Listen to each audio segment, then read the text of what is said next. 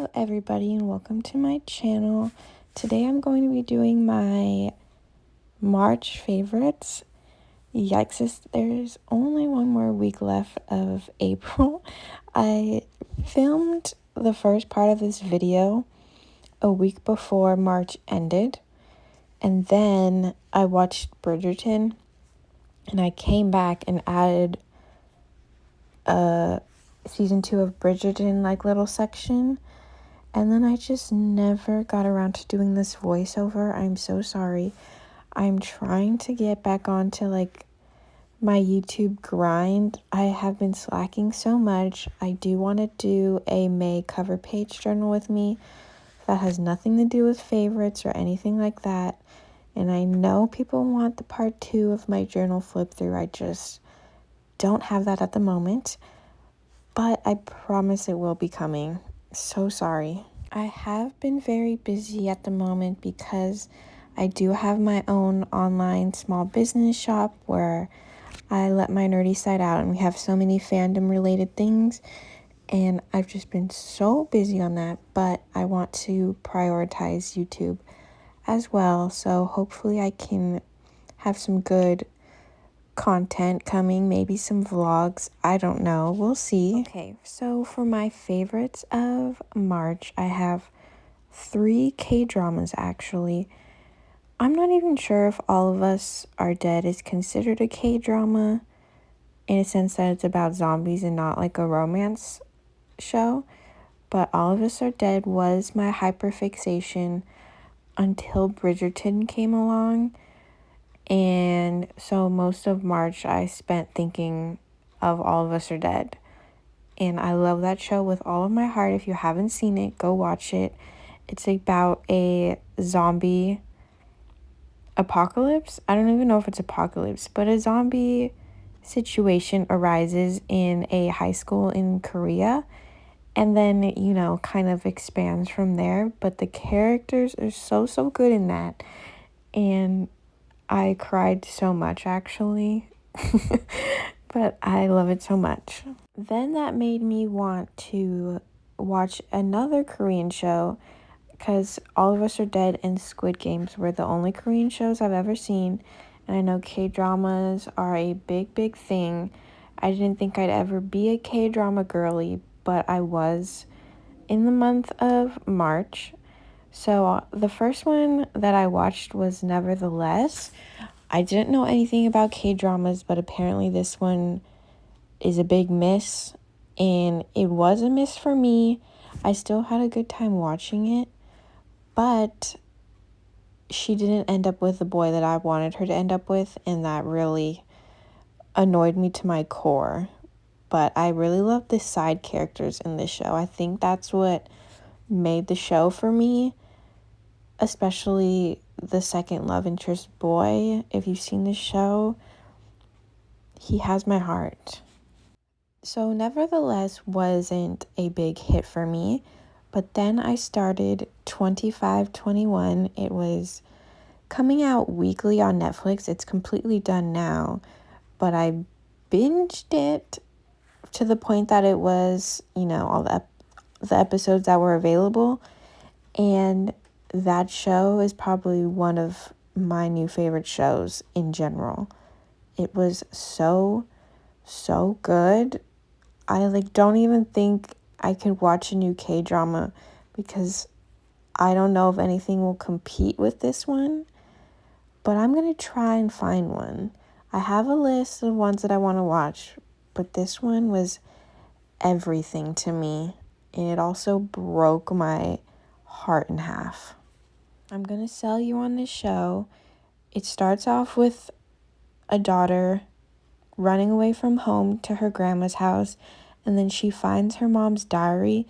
So the entire show is her mom's life when in the 90s, and her experiencing her first love and her friendships that she forms, and the mom was trying to become Korea's national fencing team. Oh my god, this show was everything to me. And I can't talk about my favorites of March without mentioning Last Kingdom. The last season of Last Kingdom came out in March, and I binged the last season with my parents because that's one of our favorite shows, and it did not disappoint. You know, some shows, when it hits their last season, it's just not as good. Example, Game of Thrones. We don't talk about season 8 of Game of Thrones, but Last Kingdom had such a perfect ending. It didn't disappoint in the slightest, and we're getting a Last Kingdom movie to even wrap everything up even more, and I genuinely cannot wait for that. If you haven't seen Last Kingdom, please go watch it on Netflix. If you like Game of Thrones, if you like Outlander, I would say Vikings, but I haven't seen Vikings, but I know it's kind of the same because Last Kingdom is about Vikings. And yes, just do yourself a favor and watch this show.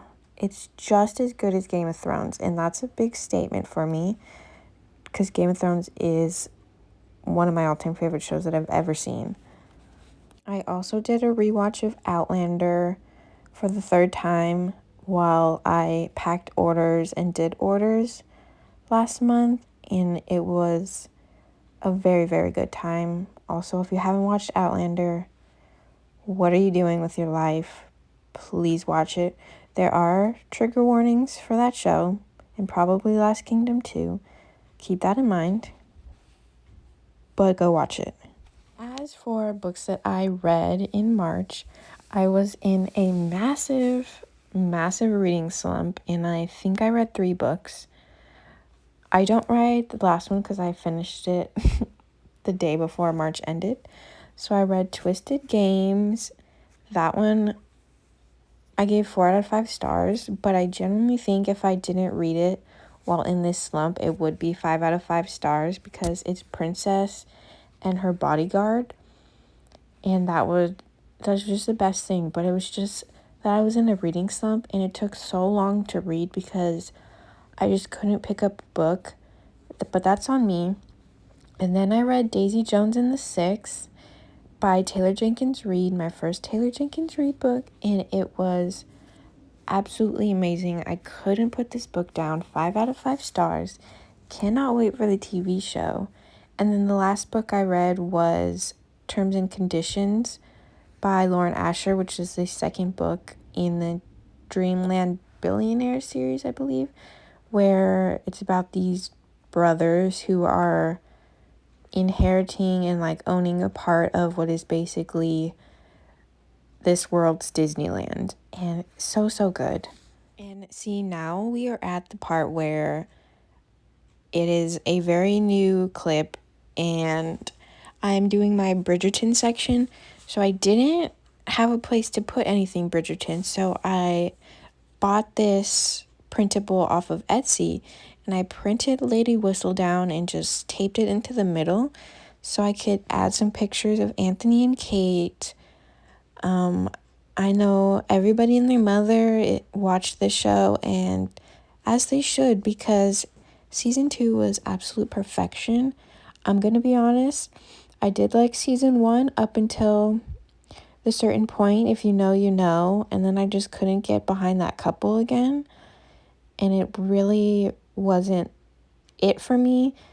But I was excited for season 2, and now season 2 of Bridgerton is probably a new favorite comfort thing to watch for me.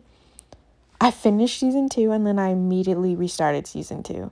So, I mean, Anthony Bridgerton saying you are the bane of my existence and object of all of my desires has to be one of the best things I've ever heard in my life.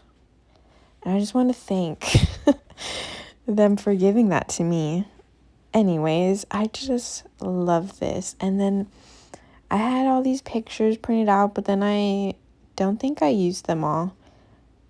I just also love Theo and Eloise, but I'm also a big fan of Eloise and her footman. Is that what he's called? Footman? Coachman?